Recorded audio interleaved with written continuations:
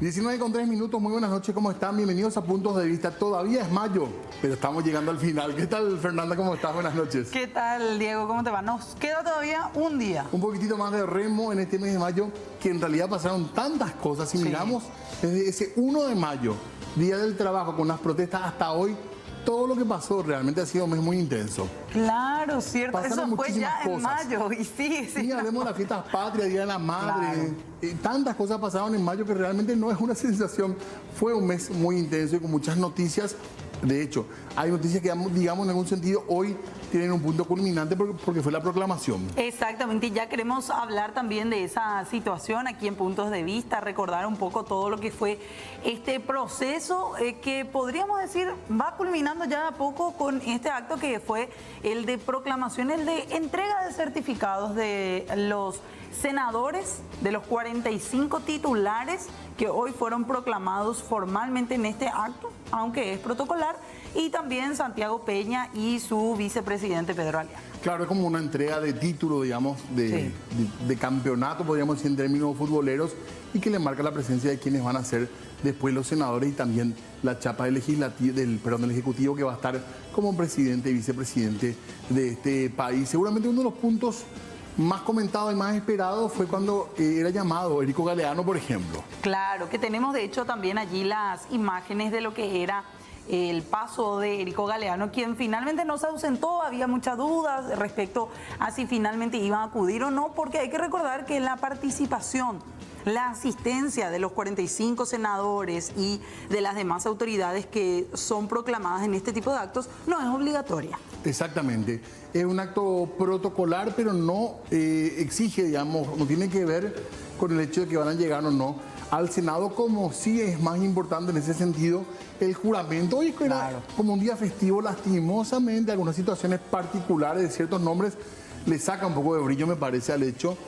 De cualquier manera, creo que para Peña y para Aliana ha sido una jornada muy importante y le confirman con este acto protocolar como los futuros encargados del Ejecutivo. Ahí estamos viendo el momento en el que recibía el certificado de proclamación Erico Galeano como senador ya electo, proclamado por la justicia electoral.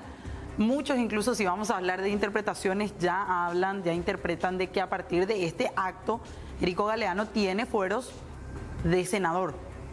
¿Fue incómodo, te parece, para las autoridades? A Bogarín se lo vio muy serio. Sí. Es difícil interpretar, ¿verdad? Pero en general había ese ambiente, Fernando, ¿o no? Puede ser. Tampoco se vio algo que sí, por ejemplo, se vio con otras personas que fueron pasando, y de hecho tenemos también las imágenes de otros senadores que saludaban al presidente electo Santiago Peña y lo hacían incluso con efusivos abrazos. Esta vez no, con Peña no hubo. Con Erico Galeano y Santiago Peña no. Claro, cuesta interpretar los gestos, pero hay algo uno puede notar, no fue cariñoso ni mucho menos Peña.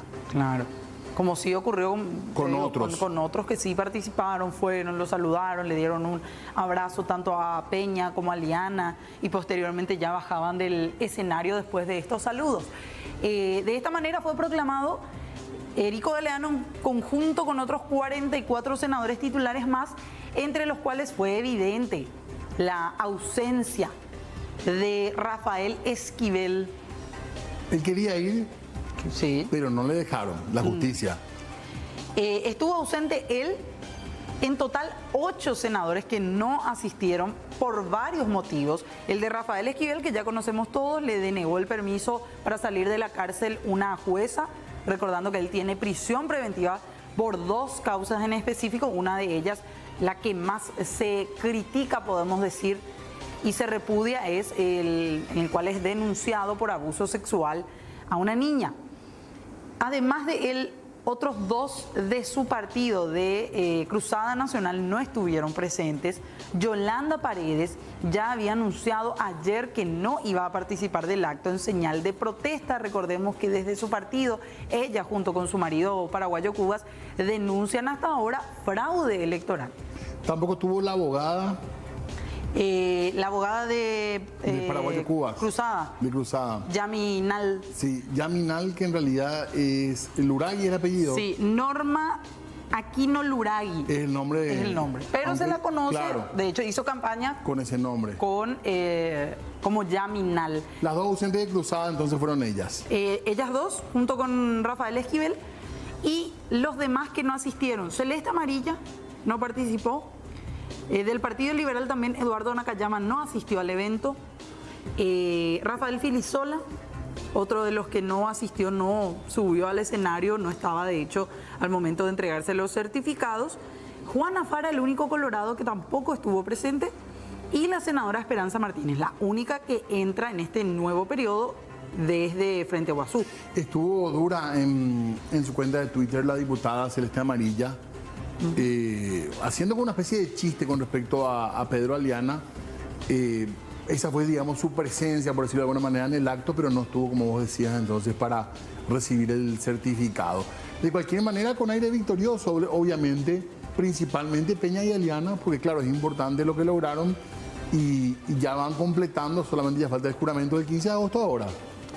Es para así, ellos. Para ellos al menos. Escuchamos lo que mencionaba Santiago Peña. Hubo discursos en el acto en sí mismo, el del presidente de la Justicia Electoral, del ministro Jorge Bogarín González, estuvo celebrando el hecho de que se haya transmitido todo lo que fue la secuencia desde el 30 de abril con el TREP en adelante, todo lo que fue el control. Celebró él de cierta manera todo el acto en sí que conllevó el trabajo de los funcionarios del TSJE, pero no aludió directamente a estas denuncias, por ejemplo, de fraude electoral.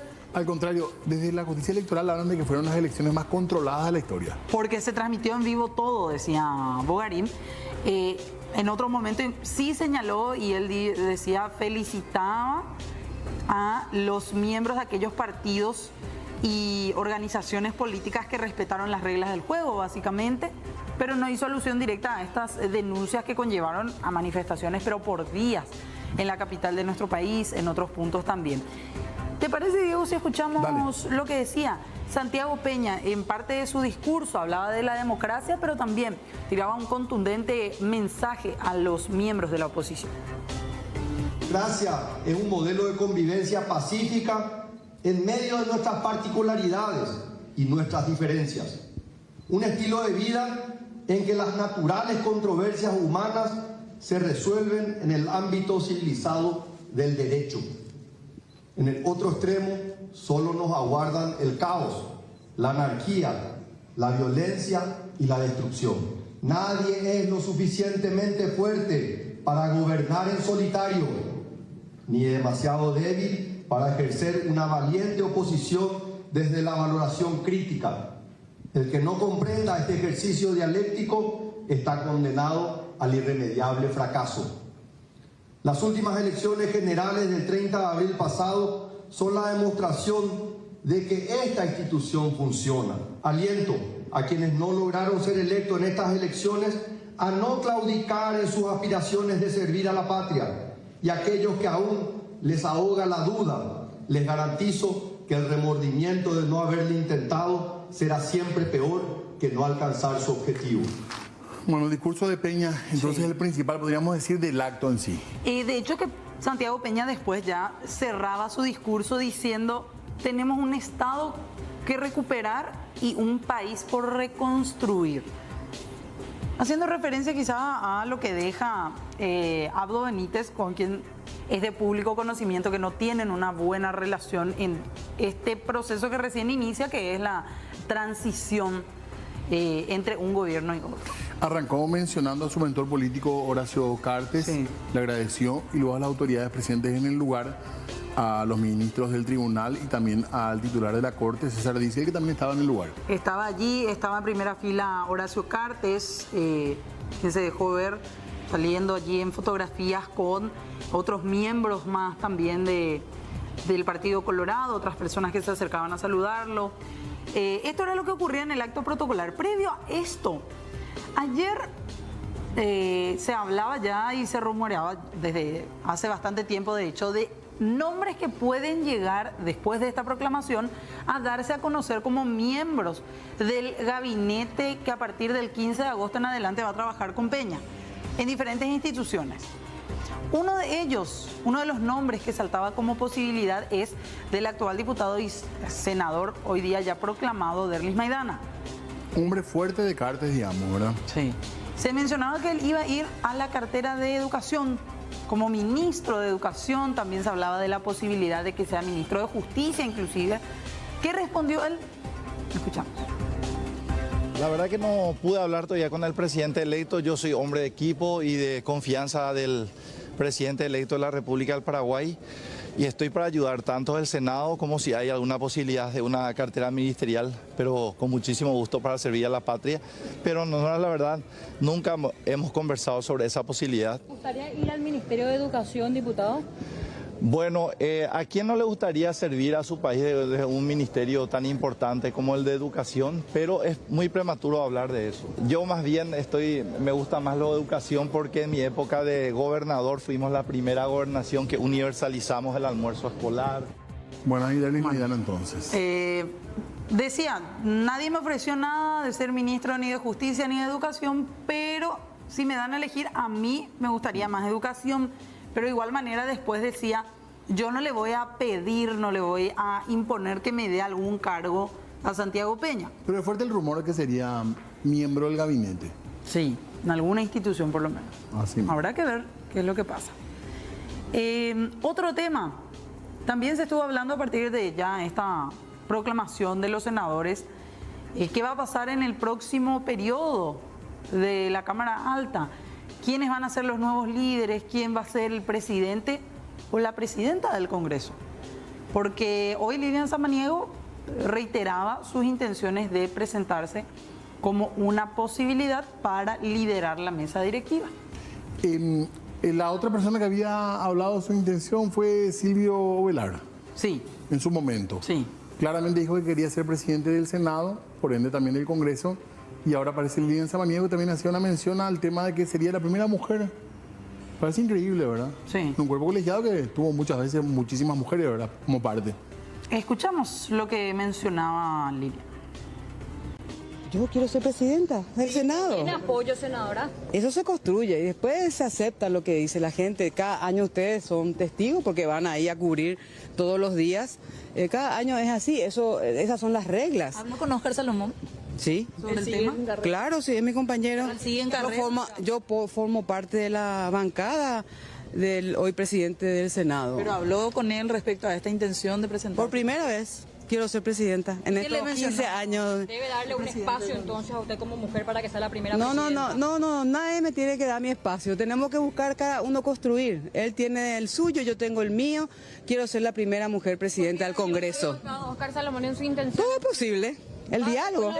Para- Yo hablé con él es mi compañero, yo formo parte de la bancada con él. Nosotros somos de la bancada, vamos a decir que estamos entre, no voy a hablar del número hasta que se oficialice.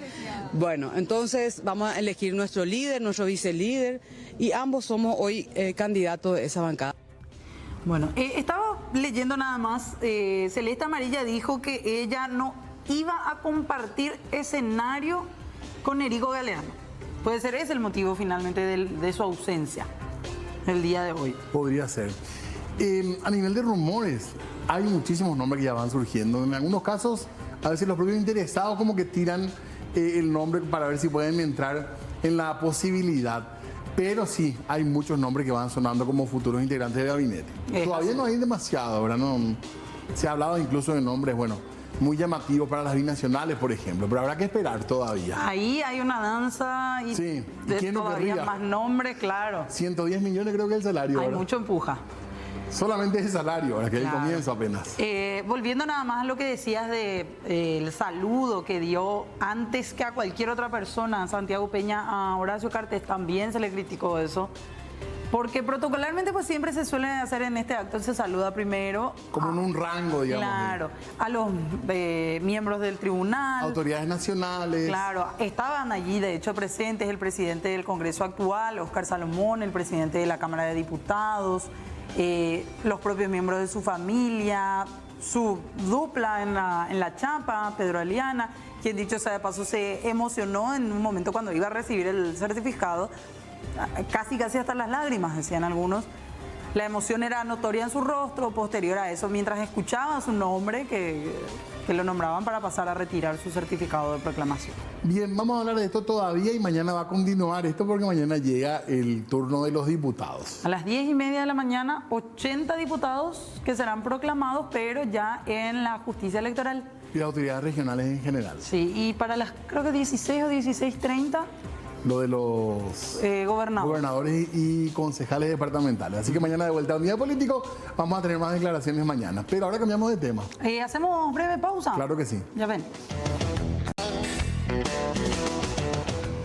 19:22. Nosotros seguimos informando en esta noche y vamos a hablar de un tema vinculado a la salud y también, por supuesto, le vamos a dar la mirada de salud pública a la situación. Exactamente, por eso ya queremos saludar a nuestros invitados, ver un poco también y hablar acerca de esta enfermedad conocida como la enfermedad de las 1000 caras, Diego. Ese nombre se utiliza. Estamos hablando de la esclerosis múltiple, por eso ya saludamos a quienes nos acompañan esta noche. Gracias sobre todo por el tiempo a ambos. El doctor Fernando Jamuy, ¿puede ser doctor? Jamuy, sí. Así se pronuncia, estoy correcta. Sí. ¿Qué tal? Buenas noches, bienvenido. Gracias, muy amable. Bueno, y también nos acompaña en esta tarde, noche, Santiago Lescano, él es paciente. ¿Qué tal? ¿Cómo te va, Santiago? Todo bien, ¿ustedes? Gracias por estar, ambos, por el tiempo. ¿Por qué esto de las 1000 caras, doctor? ¿De dónde sale Porque eso? tiene diversas formas de presentación. Y es un mito que se fue generando a partir del año 1890, en que Charcot en Francia, sin conocer todavía que iba a ser esta la enfermedad, fue describiendo diversas formas de presentación. Hoy en día ya no se la llama como tal porque el conocimiento de sus formas de presentación, de su forma de debut, de la evolución o de las diversas evoluciones, ya hace que se la catalogue de forma específica en cada uno de sus estadios. ¿Y cómo se presenta la esclerosis múltiple? Y tiene formas muy diversas de presentación. Puede tener síntomas motores, síntomas sensoriales, puede tener síntomas cognitivos.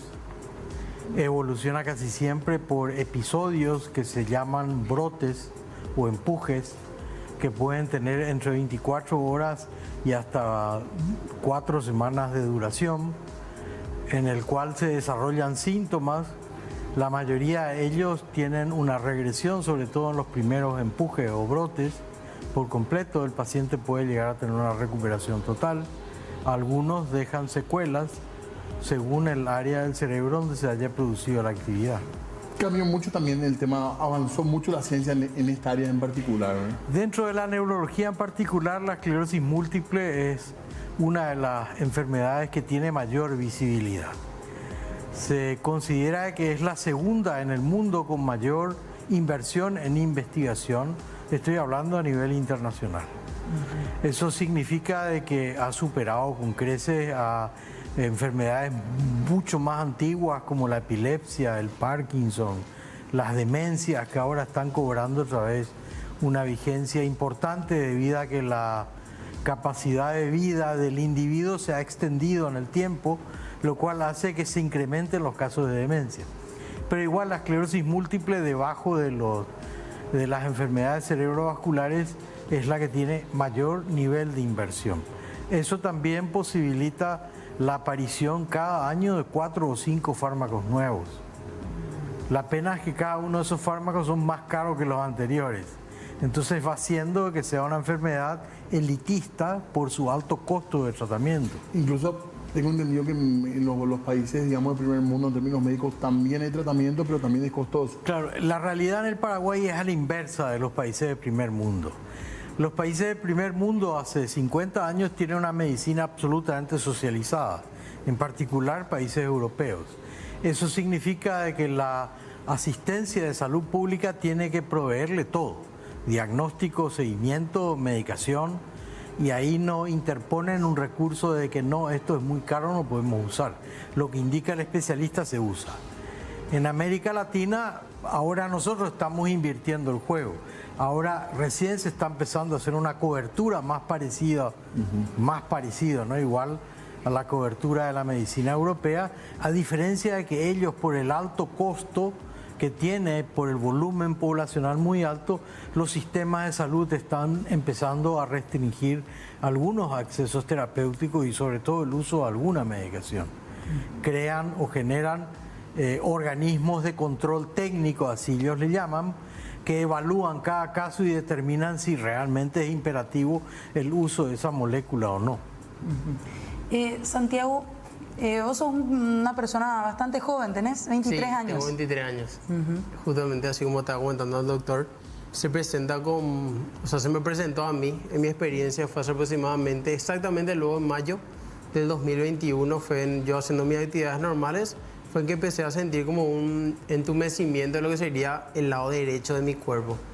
Y yo, comienzo como nos puede dar cualquiera, no le da importancia, después pasado el tiempo. Yo además de sentir ese entumecimiento, yo a la hora de darme ese entumecimiento intentaba hablar, no podía, como que la lengua se me entumecía, se me volvía lenta. Y también me llegó a agarrar cuando estaba yo, por ejemplo, escribiendo y mi mano se volvía lenta. Después yo me daba cuenta que en esos momentos, mi mano derecha, trataba de mover rápido, trataba de hacer esto y no podía, y con esta podía, así era yo. Hacía esos movimientos. ¿Y sabías de la esclerosis? ¿Conocías de la esclerosis? Escuché, pero ni pensé ni pasó por mi mente que podría ser eso. Y así comenzaba con lo de la mano. Perdón porque te corté, ¿y qué más ibas a contar? Y eso, y entonces yo ahí comenté con mis padres, hablé con mi familia, entonces dijimos que íbamos a visitar justamente un neurólogo. Porque también nos contaron, ¿verdad?, que personas normalmente tienen los síntomas y visitan otros profesionales y a lo mejor ahí buscan otras causas, pero en realidad la causa es esa, ¿verdad?, esa neurológica. ¿Y se asesoraron con alguien? ¿Googleaste? ¿Cómo fue el proceso, digamos? Me fui con un neurólogo y lo primero que me hizo hacer fue una resonancia magnética para ver yo qué es lo que yo tenía, si era de origen, o sea, si estaba en mi cerebro. Y es ahí que asistí con la doctora Verónica Fleita, se llama mi doctora. Entonces le llevé los resultados y ya ahí me comenta ahora que... Pero tuviste el buen tino, digamos, de ir a un neurólogo directo, digamos. Sí, eso es, vamos a decir, algo que, vamos a decir, me salvó de muchas cosas también, o sea, porque el tiempo es sumamente importante en esta condición. Y ahí fue que me comentó que tenía como lesiones, vamos a decir, en el cerebro, también en la médula espinal. Me comentó ahí los tratamientos. Yo estoy con un tratamiento de inyectables subcutáneos que me aplico 3 veces por semana, en este caso lunes, miércoles y viernes. Y esos medicamentos justamente lo que hacen es detener, vamos a decir, esa inflamación o esa degeneración de lo que ya estaba avanzado, ¿verdad? Santiago, todo este proceso que vos viviste desde el 2021, ¿lo hiciste dentro del sistema público con el privado? Te comento, yo empecé, gracias a Dios, en ese entonces yo empecé a trabajar en febrero aproximadamente. Y fue en mayo que yo me hice los estudios y aproximadamente en julio para agosto que ya me confirmaron totalmente que yo tenía esta enfermedad concretamente. Pero yo para acceder al medicamento, en IPS, es donde estoy haciendo mi tratamiento. ¿Todo desde el inicio? Sí, desde el inicio. Siempre pude acceder, vamos a decir, a los medicamentos, a los estudios que tenía que hacerme. Entonces facilitó muchísimo también eso, porque, o sea, con lo difícil que están hoy en día, vamos a decir todo, entonces tuve esa bendición. ¿No te tocó comprar estos medicamentos, estos inyectables todavía hasta ahora? Hasta ahora no. ¿Y sabes si son caros dentro del mercado? Nos comentaron juntamente que aproximadamente el que yo estoy usando, porque existen varios, está aproximadamente 12 millones de guaraníes. 12 por... 12 y es como una cajita que trae 12 inyectables para ponerme en un mes. O sea, mensualmente sería 12 millones aproximadamente. Doctor, hay una ley, tenemos una ley desde el año 2017 sobre este tema. Sí, en el 2017 yo presenté como proyecto de ley y le solicité al diputado Tuma que sea el patrocinador de la ley. Esa ley se gestionó todo ese año en Cámara de Diputados, después fue a Cámara de Senadores y se obtuvo la aprobación, que finalmente el presidente Cartes saca una promulgación en un decreto de ley. Esa ley empezó a tener vigencia a mediados del año 2017, pero por un error se aprobó la ley, pero no la reglamentación de la ley, entonces no se pudo implementar en forma práctica la ley hasta que se apruebe la reglamentación, que me llevó 2 años de gestión, y la reglamentación salió en el año 2019.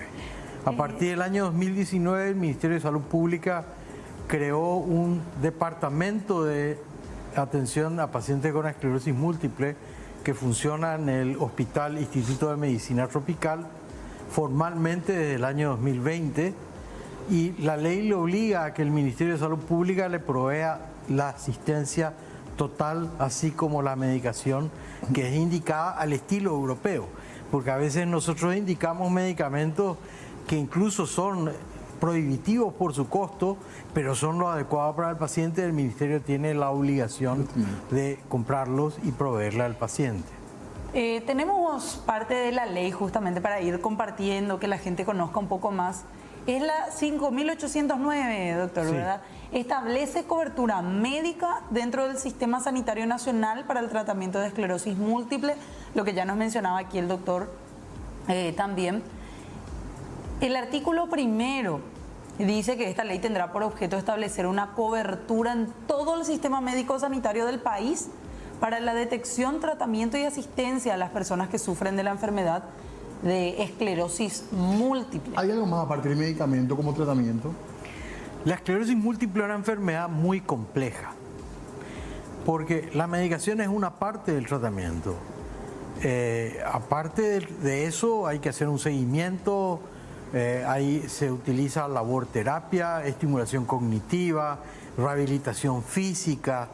Hay una serie de elementos que van acompañando. La medicación tiene solamente como efecto frenar el proceso inmunológico que genera la enfermedad. Es una enfermedad autoinmune. Es una enfermedad autoinmune multifocal, porque tiene un proceso inflamatorio, inmune, degenerativo. Y hoy hay todo en el sistema de salud pública, doctor. Bueno, está centralizado en el hospital IMT. Estamos de a poco tratando de montar, yo soy el director de ese servicio, de a poco estamos tratando de implementar los servicios adicionales con mucha dificultad por las restricciones presupuestarias con que cuenta el Ministerio de Salud, pero en algún momento determinado va a existir ahí un resonador, va a tener que haber un centro de rehabilitación, que está todo proyectado, ¿verdad? Lo que pasa es que del proyecto a llevar a la práctica implica una inversión enorme que el Ministerio se maneja como puede. Esto es caro de verdad. En relación al dinero que le libera Hacienda. Claro. Porque a veces tiene asignado un presupuesto y Hacienda no le libera ese monto, le libera una parte, entonces no se puede cumplir la ejecución del resto. Hay más partes de este artículo, de esta ley, digo bien. Nos quedamos en el artículo 1, ahora en el tercero dice que los habitantes de este país que padezcan de esclerosis múltiples gozarán de ciertos beneficios que se citan a continuación, y son la provisión gratuita de la medicación específica que haya sido indicada por el profesional neurólogo habilitado por el Ministerio de Salud. Eso es lo primero. Esto existe, doctor. Hoy día se cuentan con estos profesionales a nivel Ministerio de Salud. Sí, claro. Yo en mi servicio cuento con 2 colaboradoras que tienen ya antigüedad manejando esta enfermedad. Y todo, perdón doctor, todo se centraliza hoy en el Instituto de Medicina Tropical, en alguna otra institución. Lo que pasa es que organizativamente hay que crear una unidad básica. Llega a un centro de... Claro, como ocurre en todo el mundo. Claro. Y a partir de ahí, más adelante, se va a tener que hacer una labor docente de ir entrenando o formando a otros profesionales de salud para instalarse en otras cabeceras sanitarias. Pero calculen de que cuando se aprueba la reglamentación y se implementa, viene la pandemia. La pandemia significó 2 años en el que se congeló todo el proceso. Es más, ni a pacientes no se podía ver en esa fase de tiempo por el alto riesgo de la asociación del COVID con esta enfermedad autoinmune. Claro. Entonces, es un proceso muy lento, y en el Paraguay los procesos son más lentos todavía de lo habitual. ¿Cuántas personas aproximadamente calculan con esclerosis múltiple? El primer censo nacional, que salió publicado en una revista internacional que se llama MS Journal, saqué en el año 2007, donde se colectaron 322 pacientes. hizo una segunda actualización del censo que se publicó en el Congreso Latinoamericano de Esclerosis Múltiple, que lo hicimos acá en Asunción, Paraguay, en el 2017, donde subimos a 525. Y hay un tercer actualización del censo que va a ser ya la última actualización que a mí me toque hacer, que sale a publicarse en los siguientes meses en la misma revista, de Mes Journal, donde crecimos a 850 pacientes. ¿Y la incidencia es la normal de la región? Nosotros tenemos una prevalencia casi igual que el resto de la región, exceptuando Uruguay, Brasil y Argentina, que tiene una prevalencia mayor, que está entre 7 y 9 por cada 100.000 habitantes. Uruguay tiene una prevalencia de 25, Brasil tiene una prevalencia en algunas áreas de 20, en otras áreas de 30, y Argentina tiene una prevalencia intermedia entre 18 y 20 por cada 100.000 habitantes. Hay otra placa más. Tenemos otra parte de la ley, de esta norma 5809. Cobertura integral de los tratamientos de neurorehabilitación con carácter interdisciplinario, sin límite de sesiones según indicación de profesional fisiatra, dice también la ley. Respecto a esto y lo que mencionaba también Santiago, el medicamento, él lo logró tener a través de IPS. En el Ministerio de Salud propiamente, en el IMT, ¿tienen estos medicamentos que muchas veces utilizan los pacientes? El IMT se hace un informe que es semestral, donde se pide el volumen total de medicación para el volumen de pacientes que acude. El Ministerio llama a licitación pública, se provee y le provee a la farmacia del hospital, y ahí el paciente retira todos los meses la medicación que corresponde, así como hace su seguimiento clínico también. ¿Y esto la medicación, digamos, a nivel de lo que hoy se usa? Nosotros estamos en ventaja en relación a IPS, que es la institución primaria que proveyó medicación. IPS todavía se maneja con fármaco de primera línea y tiene un fármaco de tercera línea. Nosotros no tenemos fármaco de primera línea, tenemos solamente fármaco de tercera y cuarta línea. O sea, hoy en día el tratamiento prepondera la utilización de medicamentos de mayor impacto o de mayor potencia terapéutica, porque el tiempo es un factor fundamental para evitar la discapacidad. Sobre todo porque el 70% de la población afectada es población entre 14 años y 30. Es población joven en la etapa de mayor productividad de su vida. ¿Afecta más mujeres, doctor? Afecta más mujeres. En la estadística paraguaya es 3 mujeres por cada varón. Y la estadística mundial es 2 mujeres por cada varón.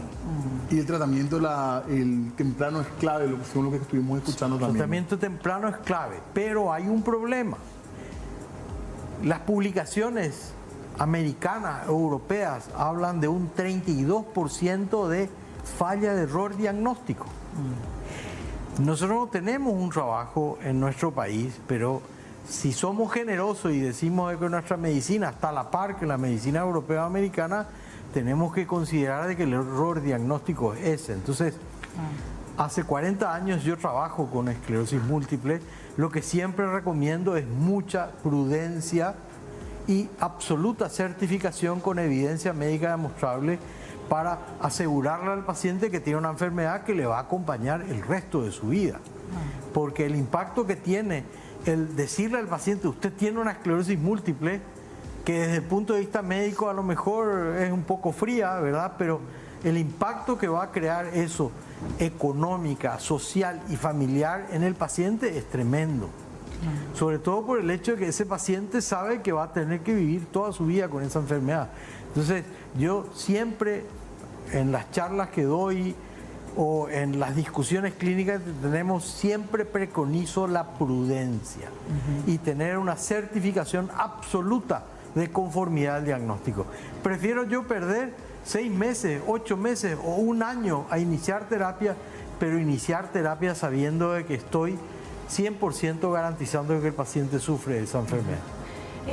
Esto era lo que ya mencionábamos también, lo que ya mencionaba también el doctor, la cobertura de los tratamientos médicos, que a través de esta ley también se establece como un beneficio, además de tratamientos farmacológicos y otras terapias, lo que decía también el doctor, ese apoyo psicológico que incluso puede necesitar aquella persona que finalmente tiene o es diagnosticada con esclerosis múltiple, Diego.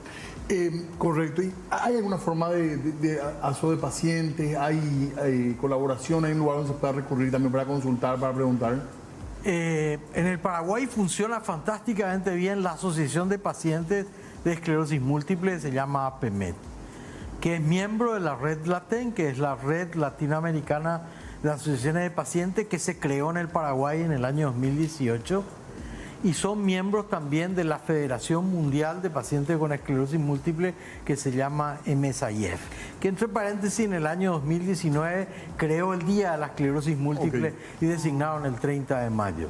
Entonces yo creo que esta asociación funciona perfectamente bien, tiene una excelente cobertura, llega a todos lados y son gente muy trabajadora, muy activa y son un apoyo fundamental a la labor del médico, sin lugar a dudas.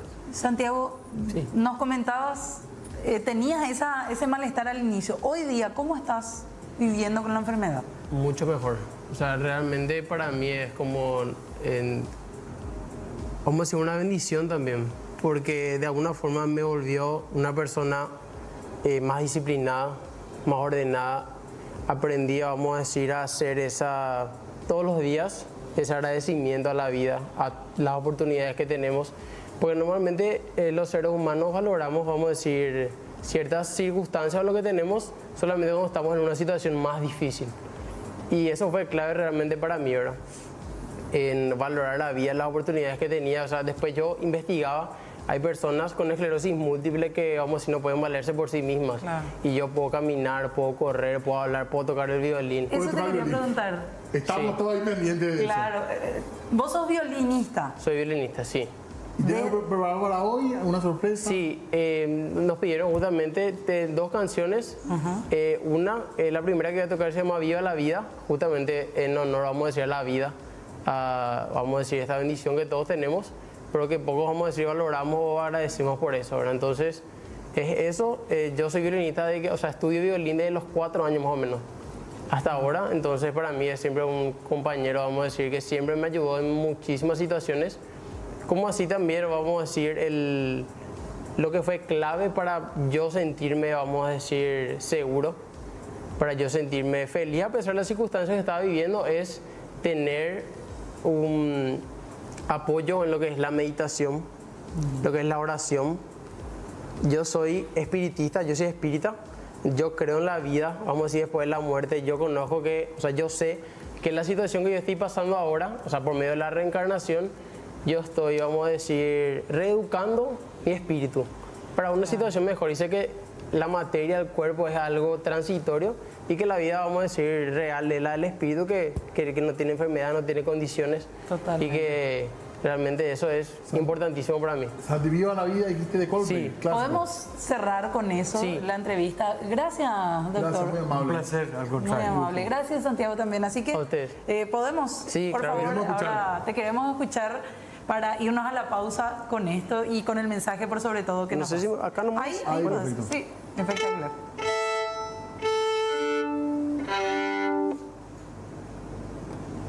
Adelante.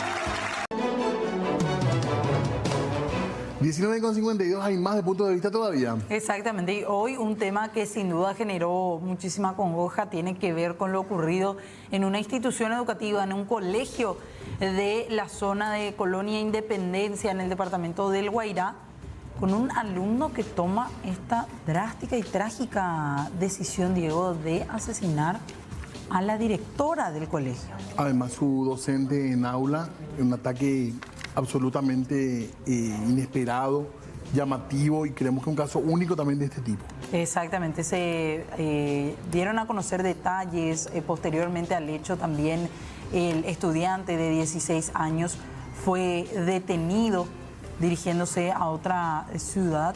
Estas son las imágenes, incluso también los testimonios que ya se van generando en torno a este trágico suceso. El supervisor de colegios también estuvo hablando, mencionó que toda la comunidad está sin duda alguna sorprendida por este hecho.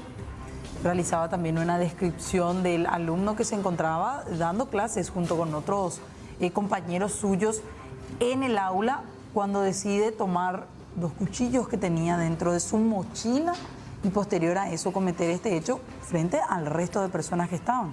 Un chico de 16 años, estamos hablando del aparente autor. Es así. Escuchamos lo que mencionaba el esposo de la fallecida. No sé, no tengo palabras, pero demasiado me pesa porque no pensé que iba a morir en esa condición, porque era en una institución. Dando clases con sus alumnos. Sí, estando. Murió trabajando. Sí, murió trabajando en la clase misma. ¿Este joven tenía algún problema con tu esposa? No. ¿En algún momento ni se imaginaron que esto iba a ocurrir? No pensaba. Ella siempre no me decía nada luego. ¿Qué saben del chico? Específico. Especial, un chico especial, que leía Biblia, pero no era Biblia. Seguramente que era un satánico. ¿Él leía textos satánicos? Y eso no sé, ¿verdad? Pero supuestamente tenía ese libro Biblia, así de santo, porque Jesús no dijeron nada que le mate a personas. Eso es lo que se sabe del chico específicamente, pero además son familias conocidas del barrio. De Santo Domingo, de vecino, no. Y yo veía que era un chico, no estaban viendo. A simple vista se le notaba que el joven presentaba problemas mentales, señor. No. Era un poco aislado, tenía ciertos comportamientos. Sí, así al ver, porque por ejemplo se va a leer una Biblia si por ejemplo si estando en una institución y ahora están levantando el cadáver. ¿Su señora cuántos años de servicio tenía en la docencia? Y insisto con esto, era una persona muy querida y se nota, la gente que pasa lamenta y se acerca a usted para consolarlo. Sí, y 18 años ya tiene ella de servicio. Y es yo por ejemplo no es por esposo, nomás le voy a decir, es una excelente profesora, humilde, trabajadora. Imagínate a dónde va a morir, en su institución como un soldado murió, se le mató. El tema de la seguridad en la escuela es materia pendiente. Y ahora mismo la seguridad no hay, luego se le dio todo a los alumnos. Los profesores ya no pueden registrar nada, la mochila ni todo allá. Ese es el complicado. ¿Cómo es el tema del comportamiento de los chicos en general en esa institución pública? Y eso yo no veía nada raro. Bueno, tiempo de irnos, pero con algo bueno. Exactamente. Enseguidita, dicho sea de paso, viene QAP. Mientras tanto, tenemos que hablar de esto. Más entregas de libros en el marco de nuestra campaña Ñamoñe'e. Llegamos en este caso hasta la ciudad de Pirayú, a la escuela Cayo Romero Pereira. Muy buenos días para Canal 9. Estamos muy contentos, muy agradecidos por los materiales que estamos recibiendo hoy día. La hermosa campaña que está impulsando Alovisión con el SNT y C9N. Hoy nosotros somos los beneficiados y muy contentos porque son una buena cantidad de niños quienes asisten a la institución y ellos son quienes van a estar disfrutando de estos materiales que mucha falta nos hacen.